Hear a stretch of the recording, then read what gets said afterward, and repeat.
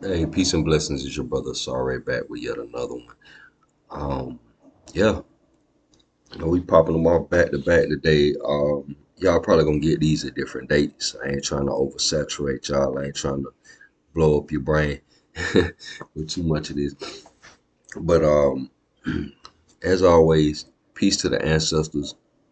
Thank you for all that y'all contributed to our existence. Thank you for the yeah, I mean the shoulders to stand on, as we always say, from our immediate ancestors, you know what I mean?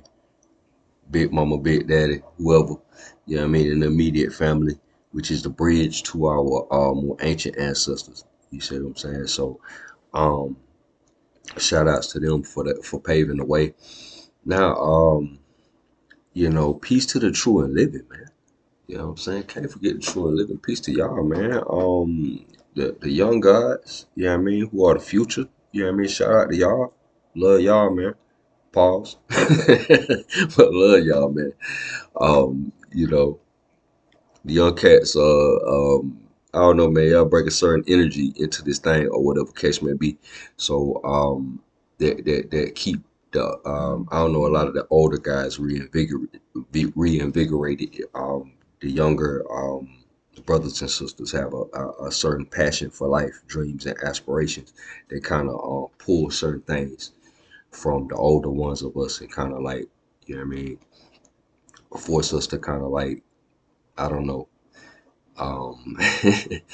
um, act responsibly in certain regards. So, peace to my young gods, peace to the elder gods. You see what I'm saying? Appreciate y'all. You know what I mean? I often pull from many of my elders' bodies of work. So, appreciate all y'all for everything that y'all have done, holding it down. And to my middle generation, man, I'm a part of my peers or and what have you. You know what I'm saying? Shout out to y'all, man. We definitely gonna hold down our section. You know what I'm saying? How we do. Yeah, but peace to the true and living. If you've been following along with any of these videos, who is the true and living? You are the true and living, man. Appreciate you for tuning in. If you like any of these deep dives, any of these little extended thought experiments, little things we do, Bio Aetheric Feedback Loop, electric so you know how we get down. Hit that like and subscribe button and turn me up, don't turn me down, man. Let's get into this.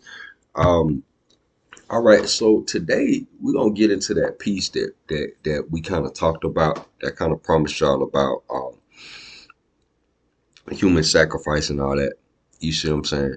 Now this is just we're gonna do like a little case study at the end. On the whole Aztec side of it, and examine the whole thing about a honored victim versus a terrified victim. We're going to go into the whole phenomena of occult vampirism, ritual vampirism, and all this stuff like this.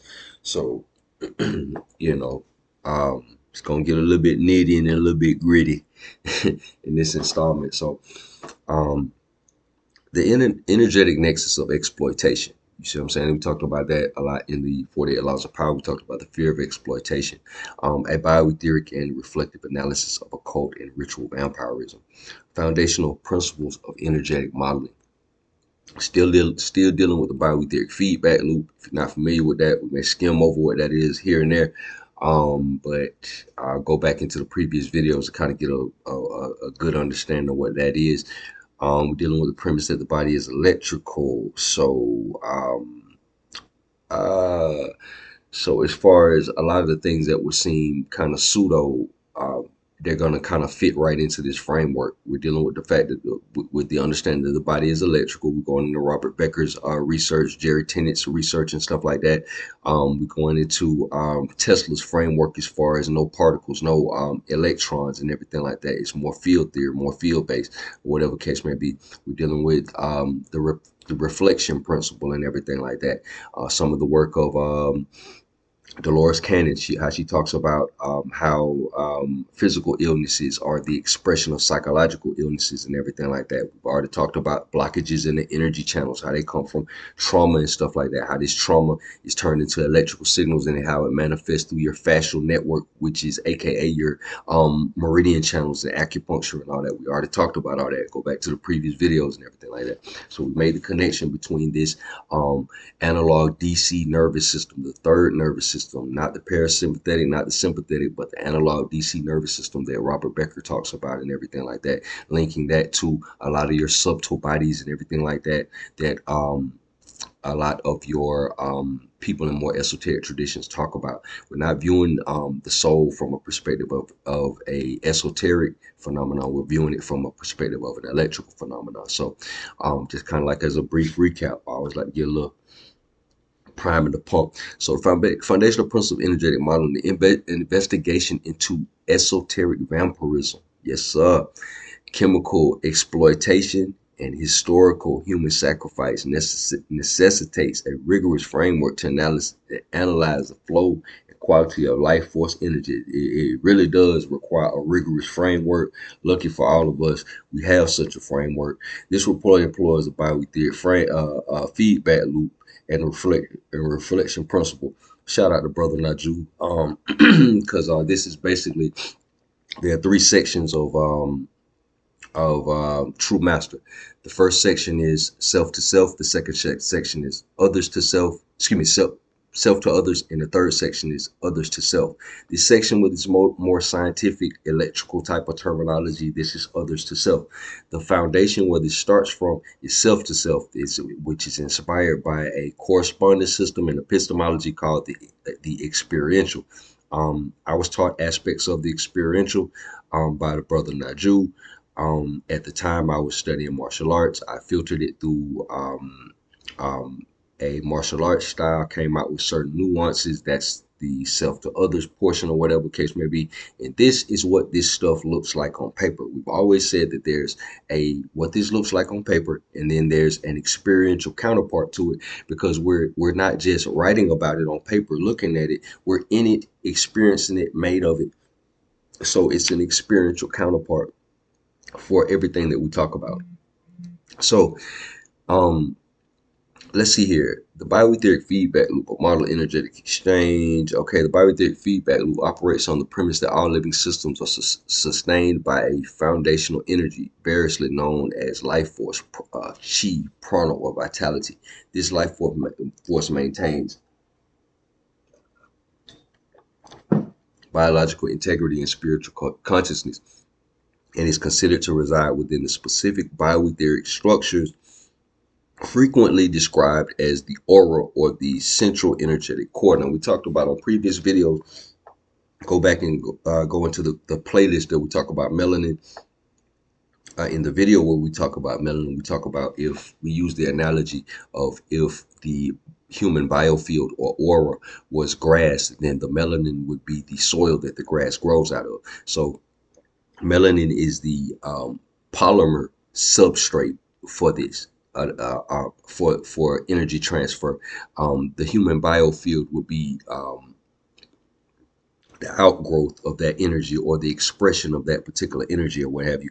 This life force maintains biological integrity and spiritual consciousness, and is considered to reside within a specific bioetheric structure, frequently described as the aura or the central energetic core. The stability and health of a system depends critically on the self-regenerative capacity of these reservoirs. Self-regenerative. So we talked about that previously when we talked about, go back to the video, giants in the earth in those days, how important regeneration is. Energetic metrics, voltage, and coherence. All right. Previous videos, we talked about voltage and coherence. We talked about coherence is the baseline state that you got to be in order to increase the voltage or what have you. So if you're in a relationship with somebody else, y'all got to see eye to eye before y'all can kind of make some sort of plans for the future or something like that. You did what I'm saying? If you in a collective of people or whatever, you know what I'm saying? Y'all got to have a meeting of the minds, and y'all got to establish some ground level of rules and etiquette or whatever case may be before y'all can make plans to move forward in the future. So to qualify energetic exchange, the Bio Aetheric Feedback Loop utilizes two distinct metrics: voltage, intensity, or pressure. The metric represents the sheer acute intensity, quantity, or potential difference of the energy released. High voltage is typically associated with states of extreme sympathetic nervous system activation, such as fight or flight response, intense sexual arousal, or physical shock. The energy is characterized by its immediate explosive availability. All right, that's voltage. So when you in all of those various situations or whatever, that is a those are moments of intense voltage. When you get pissed off about something, that's high voltage. You know what I'm saying? When you get um, super sad and emotionally charged about something or whatever, that's high voltage. All of that, that's what high voltage feels like. Down to fight or flight, sexual arousal, all of that is high voltage. Okay, coherence, quality, integrity. This metric corresponds to the quality, stability, sustainability, and regenerative capability of the energy. High coherence is observed in states of deep health, youth, sustained spiritual devotion, and harmonious focus. Coherent energy integrates effectively into the receiver's system, facilitating long-term health and stability. Okay, coherence, things kind of working together in unison. Homeostasis is an aspect of coherence. Okay, so we're gonna keep kind of going. Modeling parasitic dynamics, vampirism in the bioetheric feedback loop framework is defined as a parasitic energetic interaction. It is initiated by an aggressor whose own inadequate energy system compels them to tap into and feed upon the energies of unsuspecting host victims. Um, Observations of such interactions consistently indicate a measurable energetic shift. The victim's aura becomes, or human biofield, becomes severely de-energized and constricted following the encounter. When the aggressor's aura experiences a temporary surge becoming energized and expansive. So this is and and as we speak on that, that could tie into a whole lot of things. That doesn't necessarily have to tie into any type of occult ritual or anything like that. It can, but that could be something as simple as bullying somebody. You see what I'm saying? Um, having a perceived deficiency in yourself or whatever case may be, and trying to knock that person down in order to big yourself up. That could be a more down to earth aspect of that. A significant implication of the prolonged parasitic training is the establishment of a systemic failure mode within the victim. When the victim's aura's capacity to generate new energy is interrupted, particularly during extended interactions, the damage to the central energy system can be severe. So by being vamped on consistently, it can damage your ability to produce energy. Okay, this systematic depletion creates a profound internal energetic deficit, right? Forcing the victim to seek external inputs to replenish the loss, right? So they got to do something different to replenish the loss. Like how we talked about addictions and stuff like that. This could lead to some form of drug addiction in regular life or whatever case may be. Let's say hypothetically, if you're in an abusive relationship or something of some kind or whatever, and you're constantly being vamped on like this so-called or whatever case may be, that could push you to some sort of drug or some sort of other alternative type of behavior in order to offset what you feel like you're not getting. Okay, so in many cases, this compulsion manifests as the propagation of the parasitic behavior, potentially turning the original victim into a secondary vampire themselves in an attempt to survive. This is a person who might have been abused or whatever the case may be, and they developed maybe Stockholm syndrome or something like that, and then they became the thing that was abusing them, and then they perpetuated a cycle of abuse and everything like that. This dynamic demonstrates how a localized parasitic act can initiate a negative self-propagating bioetheric feedback loop across population. Okay, so the reflection principle, internal deficit and external manifestation. The reflection principle posits that any sustained external behavioral, ritual, or systematic structure, right? Talk about structures and balance points in self to others, especially one involving coercive. energetic consumption. Coercive, you're doing this against a person's will. So remember, we said we were going to examine the honored victim versus the traumatic victim or whatever, because that's a difference in the quality of the energy that's produced. Remember how we talked about we eat light, that we light as food. We were talking about Dr. Jack Cruz and stuff like that. And even if you eat a hamburger, you're eating the light that it's composed of. So with that being said, how the cows are slaughtered and prepared or whatever has to do with the quality of energy that's inherent in that hamburger once you eat it. Because if the cow was terrified when it died and everything like that, that's going to release certain chemicals into the cow's blood or whatever case may be that you're going to eat on a biochemical level. But it's also going to generate a particular frequency electrically in the cow's biology or whatever that's going to transfer to you when you eat it. So that's just more food for thought, no pun intended. So is a direct manifestation or reflection of a deep internal state of deficiency or entrenched belief within the aggressor, be they an individual or a collective society. So it doesn't have to be just an individual person that's a parasite. It can be, you can have a parasitic society of people, right? So which would, you know, require a parasitic culture and all of that. And we got other videos that we're gonna get into certain things of that nature. Okay, so we're gonna examine in future videos. We're gonna examine a well-ordered society that's operating off of certain spiritual principles. You see what I'm saying? And then we're gonna examine the society we live in, and we're gonna see how that stacks up. That should be an interesting thought experiment since we're doing interesting pieces. Okay, so I digress. So in the case of individual energetic exploitation, the psychic vampire's necessity to drain energy is the external expression of an innate spiritual or emotional emptiness. So this person has to take it from somebody else, whatever. That's some sort of emptiness on the inside that they got. A fundamental internal inability to self-generate or sustain adequate life force. Now you got to remember, like how we just said before, if they were victimized prior, you see what I'm saying, their energy system may have been damaged in the process, where they can't this void that they experiencing is real, where they can't generate certain energy. They've become the thing that victimized them, so they got to take it from somebody else. They're perpetuating some kind of cycle. So the aggressive act of stealing energy directly reflects this profound inner inadequacy and psycho-spiritual pathology, right? So let's keep going. When applied to cultural institutions, the reflection principle shows that widespread ritualized vampirism, such as institutionalized human sacrifice, right? So, yeah, institutionalized human sacrifice reflects deep collective anxieties. For the Aztecs, the relentless need to feed the gods with life force stemmed from a collective anxiety regarding the continuity of the cosmos and the inherent political need to reinforce the ruling hierarchy. The external architecture of the social system, its rituals, laws, and power dynamics serves as a macro-scale reflection of the collective's underlying fears and structural deficits.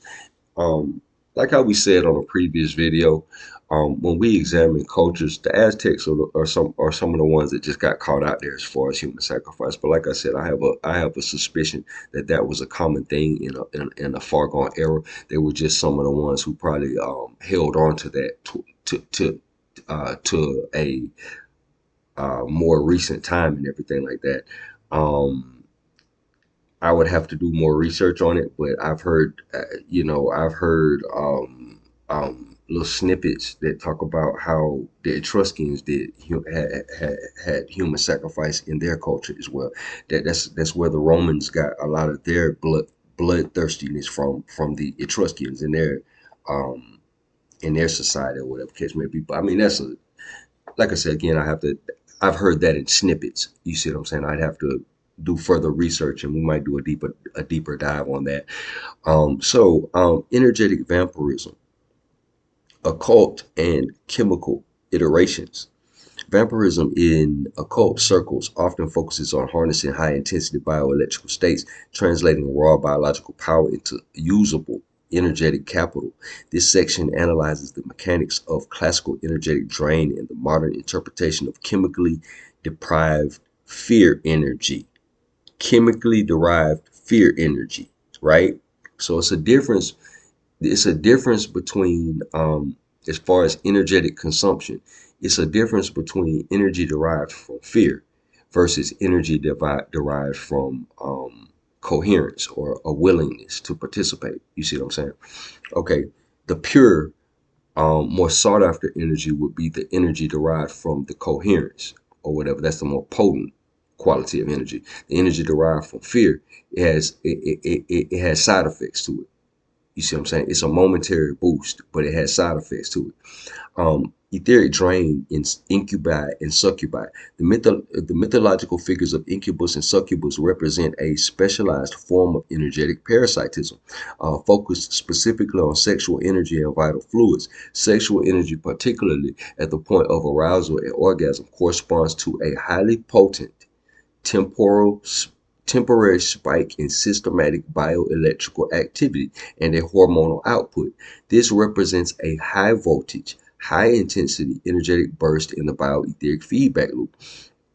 Okay, so sexual arousal, sexual orgasm, sexual energy, period. I think on the previous videos we went into that, how sexual energy and spiritual energy are basically the same thing. They're just different phases of the energy.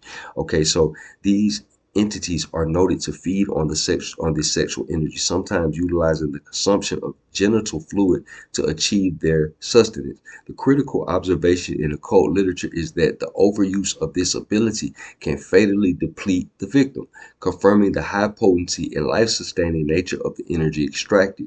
This process is high gain, instantaneous transfer designed to maximize the temporary energetic expansion and power of the aggressor, right? So that's why incubus and succubus are attracted to sexual energies, because there's a high level of voltage, high potency as far as those energies are concerned.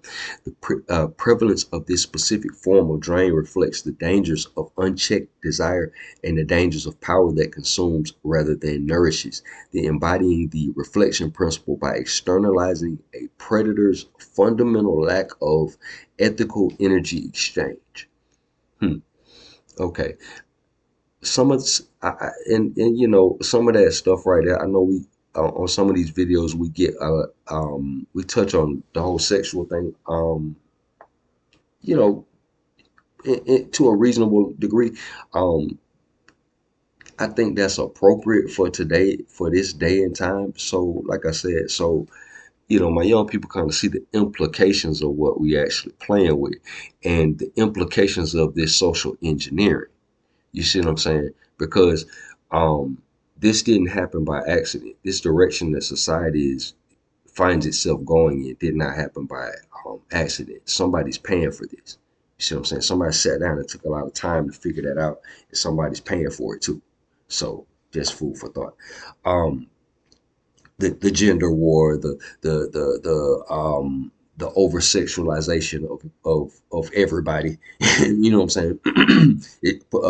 Especially the children, all this stuff like that. Somebody it costs money. Somebody had to pay for that to happen. So neither here nor there. Moving right along, the neurochemistry of fear and the generation of bioelectrical voltage to understand the mechanism of terror-based vampirism. So we're going to get into this terror-based vampirism. It is necessary to map the physiological stress response onto the bioetheric feedback loop's voltage metric. Subjective experience of terror, rage, or fear are deeply rooted in a specific internal emotional brain state. Okay. In the human body, the perception of fear triggers a cascade initiated in the amygdala, which signals the hippocampus, leading to the activation of the pituitary gland, right? This neuroendocrine junction releases adrenal corticotropic hormone, ACTH, into the bloodstream. Um, yeah, because if you go back in the day and you watch when talk shows were real, when you watch let's say like the Donahue show and Oprah Winfrey back in the day, and they would have various peoples from alternative lifestyles on there and stuff like that. They would interview vampires and stuff like that, or people who practice a lifestyle like that. And they might be in a relationship and they might drink each other's blood or something like that. And they would talk about how when they drink blood of people who are excited, you see what I'm saying, they would get a rush or something like that. You see what I'm saying? I don't say that for nobody to go try it. You see what I'm saying? Because it's various, in today's world, I wouldn't advise nobody to get to do nothing like that or anyway. But because there's so much stuff out there, whatever the case may be. But this is these conversations are for the sake of understanding this stuff. Understanding when you see somebody doing something, or if you read about somebody doing something from a particular culture or something like that, you kind of understand the reason and the implications of what they're doing, so that you won't judge them on a cultural level, but you'll understand whether what they're doing is compatible with what you're trying to do, or the meaning and the history behind that thing. Okay, because I know to my young guys, I know they don't teach y'all nothing in school. God knows I know they don't teach y'all nothing in school. So I'm not trying to replace a school education or nothing like that, but just some of the tidbits. You got the internet at your fingertips. You see what I'm saying? So potentially these conversations will stimulate y'all, man, because I know they don't teach y'all nothing in school. So simultaneously, the sympathetic nervous system activates the adrenal glands, resulting in a massive systematic surge of adrenaline, epinephrine. This sudden overwhelming release of catecholamines transforms the entire circulatory system into a high potential bioelectric circuit. The immediate systematic mobilization for survival, the fight or flight response, generates an intense, quantifiable, energetic spike across the biological energy field. The energy released during maximum sustained terror, like the movies like Hostel and everything like that, where they, scared of people and stuff like that. All those movies like that, where they scared of people before they, do what they got to do and stuff like that. This is the science behind that. During maximum sustained terror is characterized by maximum voltage output. When they scared these people, you know what I'm saying? They had a whole little mythos of alleged human hunting parties and stuff like that, where they get, people get the kids naked or whatever the case may be and send them off into the woods and scare them real bad, and then they, do whatever they do or whatever they increasing the voltage and they pray. This is like vampire tactics and stuff like that. The science behind what you're looking at. You see what I'm saying? Adrenochrome, the concentrated fear signature. The esoteric theories surrounding adrenochrome. All this is alleged. Maybe. But anyway, the esoteric theory surrounding adrenochrome suggests that the highly intense fear energy generated during maximal terror can be chemically isolated and concentrated in the blood. Adrenochrome is in fact a stable oxidation product of the hormone adrenaline. The term chrome denotes its deep violet coloration, a chemical indicator of its altered state. Everything's alleged. The transformation of adrenaline into adrenochrome is inherently an electrochemical process. From a Bio Aetheric Feedback Loop perspective, the overwhelming bioelectrical voltage generated by extreme sustained fear acts as a potent internal catalyst necessary for rapid, forced oxidation of adrenaline into its chromatic derivative. The mythological claims surrounding adrenochrome that it confers psychedelic effects or promises immortality translates energetically into the belief that the substance provides a source of concentrated, volatile energy. Okay, so that's kind of like what we dealing with. Okay, so the bioetheric feedback loop analysis, however, reveals a fundamental flaw in this pursuit. So now we're going to get into the difference between scaring somebody to get some kind of energy or chemical or whatever type of um, harvest you trying to get energetically from or whatever, versus a person willingly doing it. Okay, the bioetheric feedback loop analysis, however, reveals a fundamental flaw in this pursuit: the voltage coherence trade-off. Voltage coherence trade-off. Low coherence, high voltage. You see what I'm saying? This person is not with this. This person is freaking out, tripping out, and they are not with none of this. You see what I'm saying? That's the trade-off. you got a scare victim or whatever case may be. They're not with none of that. Okay, that's a high voltage, but it's a poor quality of energy. It's like you eating a hamburger from a cow that's terrified. You see what I'm saying? So while adrenaline provides a massive high voltage spike, it is derived from a chaotic, destructive, and deeply stressful state. An input derived from chaos, extreme chaos and oxidation. By definition, possesses inherent low coherence. The chaotic energetic signature prevents true systematic integration and long-term vitality. Prevents true systematic integration and long-term vitality. It's a temporary fix. The resulting effect of consuming such a substance would be an unsustainable, volatile, high voltage jolt, leading to a genuine regeneration. Excuse me, leading not to genuine regeneration or immortality, but rather a rapid psychic burnout, systematic instability, or hallucinatory volatility, precisely because the energy lacks the necessary structural integrity or coherence required for biological health. So it sounds like it sounds like crack. To tell you the truth, it sounds like you making the making of a crackhead. It reminds me of what they say when you take they they often contrast the difference between natural sugar versus bleached sugar or bleached flour or something like that. They say when it's natural or whatever the case may be, it can be processed by the body in its normal state or whatever the case may be, and it adds nutrients and things to the body. But when it's been bleached or what have you, it's in such a state where it's incomplete. So when you take it, it takes something from the body to be able to complete it so it can be processed. You see what I'm saying? So it sounds something like that. The frantic source of this volatile power source, the frantic search for this volatile power source is a manifestation of the reflection principle, demonstrating a profound inability to access or sustain internal energetic balance, thus necessitating the dangerous exploitation of external trauma. So that's what that will be the reflective meaning of it, or whatever case may be, just searching for something like that, or whatever case may be, the inability to access or sustain internal balance. Okay, let's see here. So this goes into, a couple of different types. Let's see here. The blood paradigm, regenerative transfer, and anti-aging, bioetheric feedback loop. The practice of seeking youth or longevity through the consumption or transfer of blood, especially that of the young, represents a profound interaction of esoteric belief and physiological research. This pursuit reflects the ancient alchemist's quest for the fountain of youth. So this is what we're gonna get. We're gonna get into this. This is nothing secret or nothing like that. The fact that the blood of children reverses the aging process.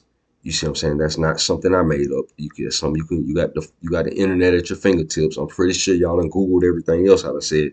You know what I'm saying? Brother, so don't shy away from the receipts. So you know what I'm saying? We at the speed of the sound of my voice, so I'm sure y'all can Google what I'm saying as I'm saying it. But the blood of children actually reverses the aging process. If I'm not mistaken, they have spas and things where they have blood treatments and stuff like that for women or what have you. So I mean, this is a thing. There are movies. Like I said, I would keep referring to the movie Hostel and stuff like that, where I think the sequel, one of the Hostel series, the lady, she's bathing in the young girl's blood and all that stuff like that. I mean, but this is what they're doing. This is the science behind what the mindset behind that, why there may be missing children and things of that nature, whatever case may be. When we start to address things like that, problems that we have in our society, this is the underlying um I don't know, thought process that's going on under that. Okay, so let's keep going. The alchemist's dream and scientific validation, the concept of young blood reversing aging has moved from folklore into rigorous modern biology. Research involving parabiosis, the shared circulatory system of young and aged organisms in mice, has demonstrated measurable rejuvenating effects on various physiological systems, including cardiovascular function, muscle strength, and critically cognitive function in the aging brain. Scientists are now intensely focused on isolating specific proteins, cytokines, and cells within the young blood that transmit these restorative signals. From the perspective of the bioetheric feedback loop, this rejuvenation is not achieved by transferring raw power or voltage, but by transferring high coherence, right? Doesn't transfer voltage, but it transfers a coherence. Youthful blood provides optimal systematic programming, because remember we said the source of the aging process is the fact that they're falling away from the blueprint. They're losing contact with the blueprint, so they can't duplicate their body how they would at 25.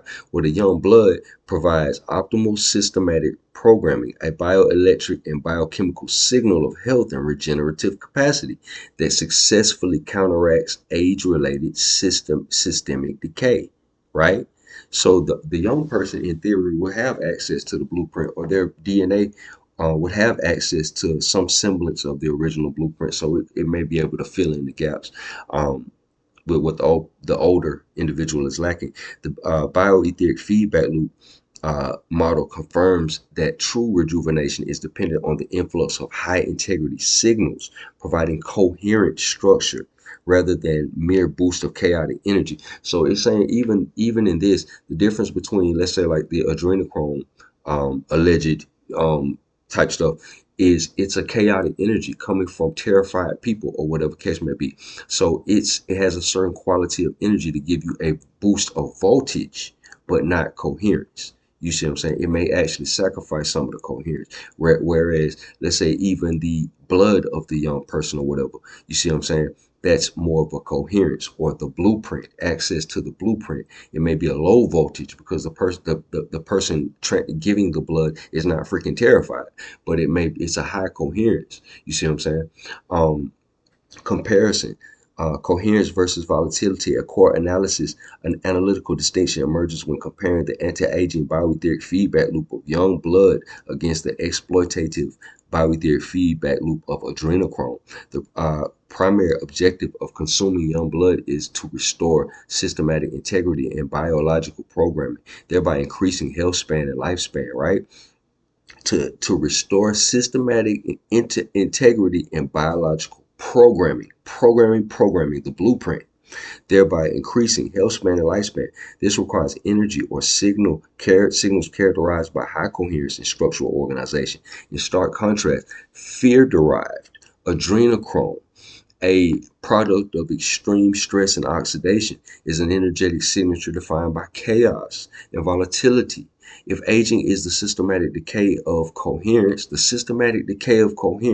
loss of contact with the blueprint, because the DNA is the antenna for the blueprint in this model and everything like that. And we're not talking about necessarily the nuclear DNA. We're talking about the mitochondrial DNA. The mitochondria is the powerhouse of the cell. Remember, that's where midichlorians come from. You know what I'm saying? Anakin, you are the chosen one. You can feel the force because you got all these midichlorians in your blood. Well, midichlorians come from mitochondria. Mitochondria is the powerhouse of the cell and stuff like that. And you have mitochondrial DNA, which has the propensity to not be as repairable. It doesn't repair itself the same way nuclear DNA does. So as the DNA in the powerhouse of the cell kind of declines or what have you, that's what we experience experientially as the aging process or whatever, or a lack of coherence, a decay of coherence in the system. Okay, so if aging is the systematic decay of coherence, then introducing a chaotic low coherence element into the system cannot produce a stable regenerative outcome. So if you're older, advanced in your years, and that's coming from a decay in coherence, introducing a high voltage, low coherence substance isn't going to do anything to let's say legitimately reverse the aging process. It's probably just going to give you energy for a period of time. This confirms that the search for immortality through trauma, adrenochrome, is an effort to compensate for profound systematic or spiritual incoherence, a process that is doomed to fail on the Bio Aetheric Feedback Loop's law of energetic quality and conservation. The attempt to achieve stability through chaos, reflection principle, is the mark of a deeply immature spiritual system, reflecting an inability to cultivate the sustainable high coherence necessary for genuine longevity, right? All right. And it's funny, when we run into these systems with that's harvesting this fear-based energy and everything like that, um, it's always they fear some level of consequence. It's always, some level of consequence is always governed by fear or what have you. And it's interesting, like when we were going into the Sabian phase and everything like that, we talked about I don't know, we we talked about different ancient rulers or whatever that were identified as reptiles. So it's just an interesting correlation when we get into that. But moving right along, because in ancient times, you said that the gods needed blood to make the sun come up. So ritualized systematic vampirism.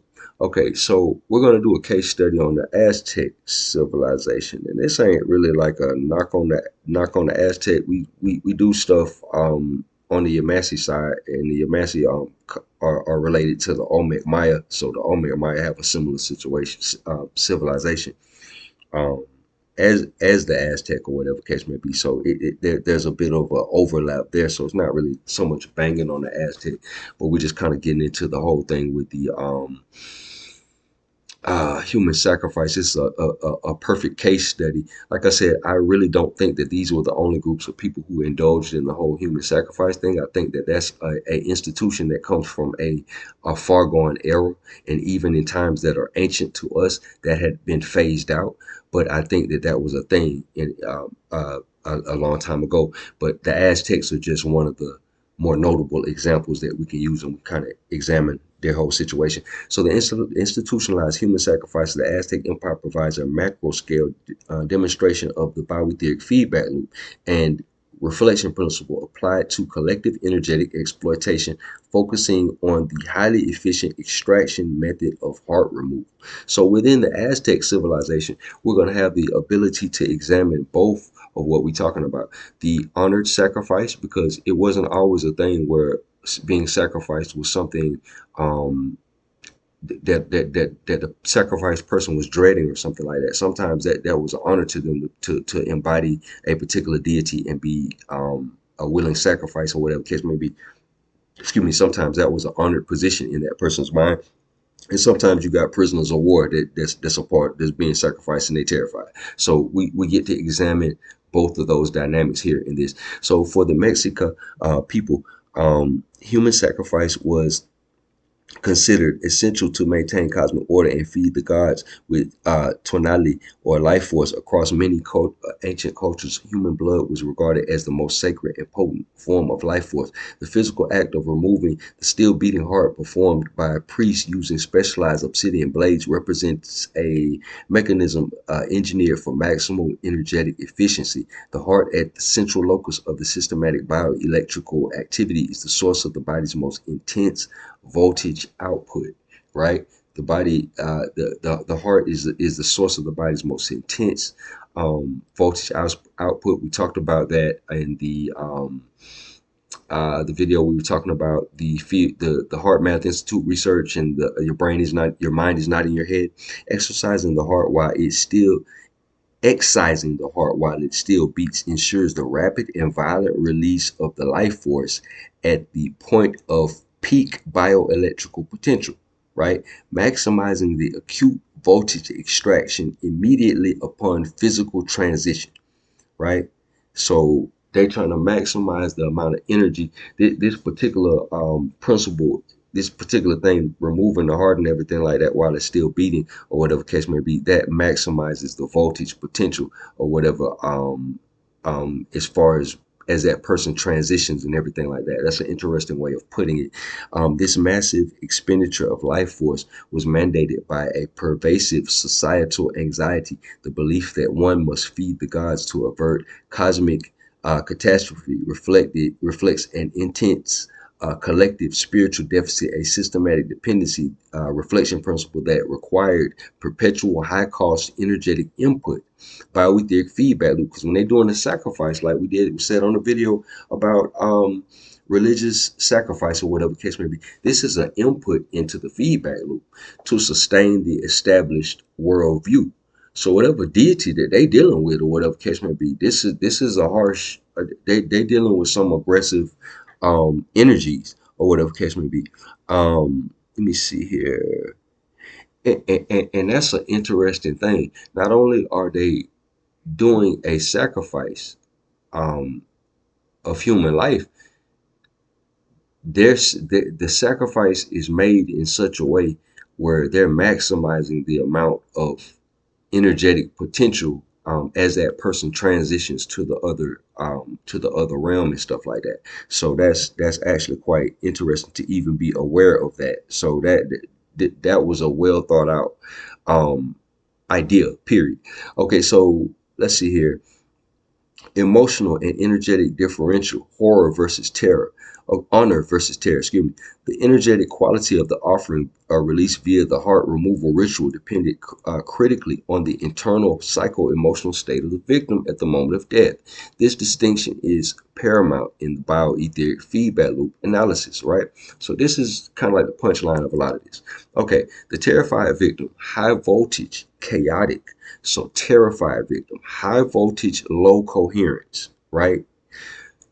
Victims who were captured, warriors, slaves, or those anticipating dread experience massive physiological arousal and sympathetic hyperactivation. This state generated an explosive, high voltage, energetic discharge saturated with stress hormones like epinephrine and cortisol. The resulting energetic signature was high intensity but profoundly chaotic, low coherence. They terrified. They not with it. This is the situation and this is them. They're trying to escape the situation. Like if there were two modes, toward or away from, they'd be trying to get away from. They are out of sync with what's going on. Okay. The value of this chaotic voltage was twofold. It provided immediate high potency bioelectric saturation, and critically, it reinforced the political power structure through visceral intimidation and mass emotional arousal among spectators, creating a climate of fear essential for control. Okay, so that's the terror aspect of it or whatever the case may be. And we have to remember, like how we talked about on previous installments or whatever, we're dealing with pyramids built on ley lines. So there's an application to this effect that we getting from this whole extraction of the heart and everything like that. So we talking about apex type of energy. But it's terror. It's very low coherence, very high voltage. So it's like very, you know, a shock type energy or whatever. The honored victim. Okay, the honored victim is moderate voltage, high coherence. High coherence. They with it. They all the way with it. You know what I'm saying? So they trying to do what you're trying to do. So that's high coherence or whatever catch may be. Moderate voltage because it ain't like they may not be overly excited, but they all the way with it. In contrast, some victims often chosen to act as text God impersonators. I know I'm mispronouncing words. Y'all know. Don't charge my head, not my heart. You feel me? Or willing participants approach sacrifice with a sense of honor, devotion, and surrender, akin to the death of a martyr. All right. So I would say from the perspective of the Christian faith, this would be more like Jesus on the cross. You see what I'm saying? You ain't really not enthused to die, moderate voltage, but at the same time, it's a sense of duty and it's a sense, okay, I'm doing this is for a greater purpose. It's a willing sacrifice type deal. Okay, the energetic output here would be less chaotically explosive, but possess a stable, highly coherent signature, right? The high coherence energy was vital, providing a spiritually potent offering that reinforced the core religious ideology and justified the brutality of the system. This type of high quality energy acted as a powerful energetic anchor for the cultural belief. So this honored victim offset the energy, or was a counterbalance for the energy of the terrified people. You see what I'm saying? That didn't want to be sacrificed. So this was like, it was like a counterbalance. Okay. Let's see here.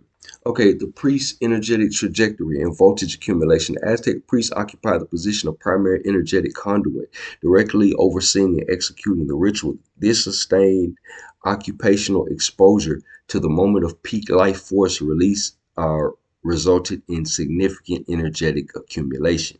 All right. Sort of like, if anybody's ever seen the show Highlander, Duncan MacLeod or the Clan MacLeod, and the Highlanders have something that they call the quickening, when they take the soul and all that, or when they take the other Highlander's head or the other immortal's head. Repeated performance of these climactic high arousal acts over years constitute a systematic high voltage energetic charging of the priest system. Modern biosocial psychological theory suggests that such brutal rituals provided physiological, psychological, and social rewards. The constant cycle of high emotional energy, particularly when channeled and controlled, could induce communally experienced altered states of consciousness. Communally experienced altered states of consciousness, reducing the officiant's anxiety and increasing social standing. The priest, by acting as the conductor of this massive, repetitive, energetic flow, accrued substantial energetic capital, which manifested as a sustained power, elevated status, and personal psychophysiological stabilization, a self-perpetuating bioetheric feedback loop for the ruling class. So this, the priesthood, the ruling class who perpetuated these rituals or whatever, whether they physically did them or whether they had them set up or whatever case may be, they got something off of continuously doing it, especially the priest actually doing it. Now that ties back into the whole. We have another video where we go into the energetic implications of sacrifice, period. So you don't, it's not necessarily a thing of, this is human sacrifice in particular. This is an extreme. This is just a case study, an extreme. So kind of see that. But in sacrifice in general, you're trying to rewrite the karmatic, the momentum of the karmatic outcome or whatever. You're trying to offer something and offer energy to disrupt the current momentum and rewrite the pattern. Basically, that's the whole purpose of the idea of sacrifice or whatever.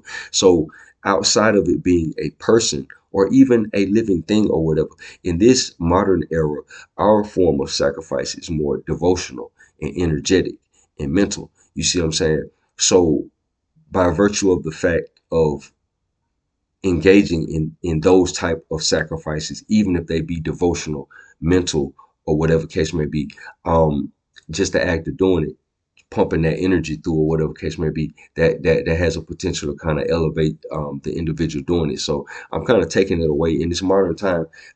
Human sacrifice is off the table. So we're not really even talking about that. This, like I said, this is a case study. I ain't trying to advocate nobody going out doing that crazy. I'm talking about just the act of devotion in our era. You see what I'm saying? Is it replaced the human sacrifice? Again, case study. You see what I'm saying? I'm assuming that we got the maturity to hear stuff like this and kind of like, kind of file it where it need to go. So macro scale, bioetheric feedback loop, collective, effervescence, and societal control. On a macro scale, human sacrifice functions as an immense energetic transformer for the entire Aztec community. Group rituals are known to generate collective effervescence. Okay, on a previous video, we were talking about human voltage multiplication, and we were talking about collective rituals and stuff like that. You don't necessarily have to be a sacrifice, but just collective rituals and everything like that. It has a collective field in which the individual participants get a piece of that, get a piece of the energy and stuff like that. You can have a feast, and that's a collective ritual. You see a family reunion or something like that, anything. A high degree of emotional energy and unity that transcends individual concerns.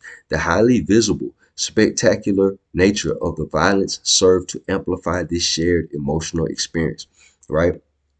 The bioetheric feedback loop implication is clear. This collective high voltage significantly increased social cohesion and stabilized social cohesion and stabilized the group identity, a necessity in a large complex society where impersonal ties began to replace kinship bond. Impersonal ties began to replace kinship bonds. So they needed something to give them a social identity. And these rituals helped in that. The religious and political motivations for sacrifice were inseparable. The ritual was simultaneously a costly offering to the gods and a demonstration of political influence and control over the population. The ruling elite, by controlling the systematic generation and harvesting of life force through both terror and dedication, because one offsets the other, manage the societal bioetheric feedback loop. So not only an individual bioetheric feedback loop, there's a communication on a social level, on a societal level, a group of people, a collective, a country, a village, a state, or what have you. They have a collective feedback loop. You see what I'm saying? Where the societal factors are feedback.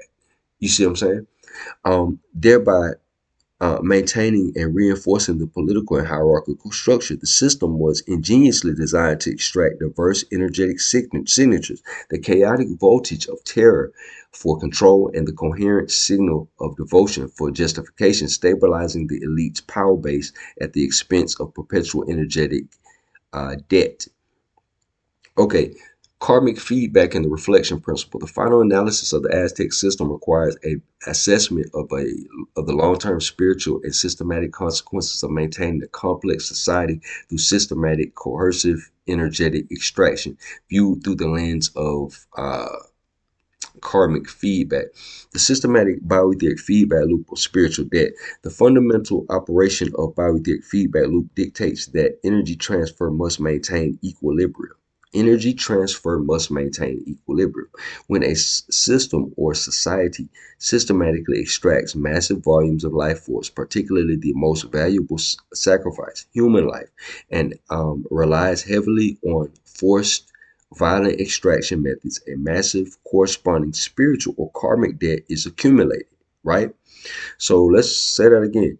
Um, the fundamental operation of the bioetheric feedback loop dictates that energy transfer must maintain equilibrium. When a system or a society, not just the Aztecs, anybody can be a modern society, systematically extracts massive volumes of life force, particularly the most valuable sacrifice, human life, and relies heavily on forced violent extraction methods, a massive corresponding spiritual or karmic debt is accumulated. The magnitude of this debt is directly proportional to the degree of coercion, low coherence. They're not with it. They're not with it. So it is so in the event that you're killing people and they not willingly giving up their life, which is that's gonna be 90% of the time. Very few people are gonna be a willing sacrifice to give up their life.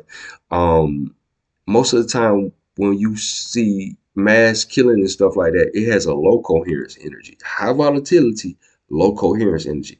Using the acquisition, although the energy derived from the honored, willing victim offers a high coherence input that temporarily validates the ideological structure. The massive scale of human sacrifice necessitated the exploitation of terrified captives, slaves, and lower class.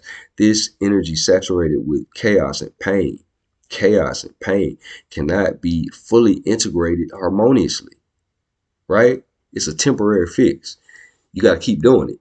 It represents the unpayable spiritual debt, creating a negative energetic feedback loop where the stability of the system depends on the perpetuation of violence, right? The reflection principle reveals that the institutionalization of violence and exploitation also creates structural weaknesses or sacrifice zones, both in terms of specific ritual locations and socially designated populations. Socially designated populations, captive, the vulnerable, the dregs of society. You know what I'm saying? Shout out to my Dalits in India, the formerly known as the untouchables. You know what I'm saying? Yeah, people like that. But you know, uh, Africans in the diaspora. I mean, it's a lot, like going. A lot of people. The people. This would apply to the people in Gaza right now. You know what I'm saying? Like, it's not limited. You know, on that side of the game, all kind of atrocities and stuff like that may have taken place or whatever. It fits into this. Okay, who are systematically treated as disposable. This institutionalized violence reflects the profound moral and ethnic incoherence at the core of the state's power mechanism. So there's a level of coercion and incoherence in the core of a state's power mechanism. They are generating some negative karma. It's basically a ticking time bomb. Eventually, something's going to happen, whether it be a revolution or whether it be some sort of unfavorable situation from something coming outside. Who knows? You see what I'm saying? Okay, the karmic feedback loop, reflection principle, the mentality that drives the system, the belief that the cosmos must be maintained by perpetually feeding the god's blood. Remember, we said in times that are ancient to us, this has been phased out, feeding the god's blood. However, we know that there were civilizations that was their programming, and I would suspect this goes back into more of your Ophidian time. Go back to the whole Sabian playlist. I ain't gonna bog it down with that. Okay, is the central manifestation of the reflection principle at a macro scale. This collective belief mirrors an internal reliance on violence and consumption. An internal reliance on violence and consumption. That sound that sound like some some other another society I know. Ain't that right? Oh, the inevitable karmic consequence of operating a high voltage, low coherence societal bioetheric feedback loop, exploiting people basically. High voltage, low coherence. You see what I'm saying? Imperialism works that same way. You know what I'm saying? Is the reflection of the instability back onto the system itself. Historical analysis link institutionalized human sacrifice to political turmoil, right? Specifically finding correlations with internal war for resources and high population stress. High population stress, a civilization that organizes itself around the systematic generation and extraction of terror is destined to have that terror and chaos reflected in its internal dynamics. Huh? Remember how in the previous video that we said, those of us who understand the research, um, um, in a far gone era in the ancient world, black people enslaved white people. So potentially, the condition of blacks in the diaspora in the transatlantic slave trade and everything, potentially that's some of this acausal stuff that we're talking about. Potentially karma, and even the people who enslaved blacks in the transatlantic slave trade or whatever case may be, though they were previously enslaved and our enslavement may be an act of karma, they send themselves up for another act of karma against them. Potentially, this AI may enslave, you know what I'm saying? We don't really know. So, yeah, but that's kind of like what we're talking about. And that's why we have these conversations so we can kind of like flesh this out. These conversations are not designed to offend anyone. If anything, I think it would kind of reconcile some of the things that kind of been going on in people's mind or whatever the case may be. But like I say, our purpose for having a lot of these conversations is to change the conversation or have contrast in the conversation or whatever. Y'all gotta understand, man. It was dumbing down the population is a part of the agenda.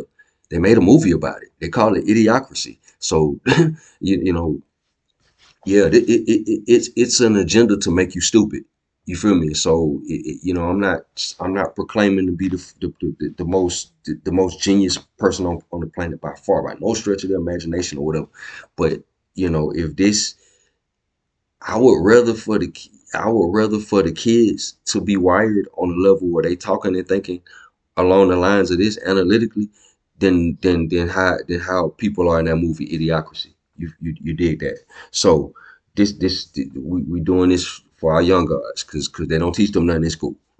You did. Okay, the inevitable karmatic consequence of operating high voltage, low coherent societal bioetheric feedback loop is the reflection of that instability back on the system itself. Okay, so the final systematic failure, often seen in the context of external conquest, such as the Spanish arrival. So basically saying the Spanish arrival and the destruction of a lot of your Mesoamerican civilizations, karmatically, may have been a response to the levels of incoherence in the human in a lot of the human sacrifice, the flower wars that they had going on, or whatever case may be.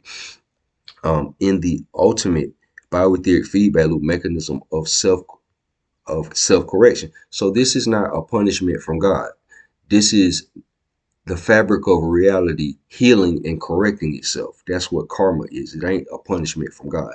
Having failed to cultivate internal coherence or ethical energetic methods, possesses critical structural vulnerabilities. When the external environment shifts, the parasitic foundation of society fails rapidly as the system's massive karmatic debt precipitates the collapse of the social and political order into mirroring chaos.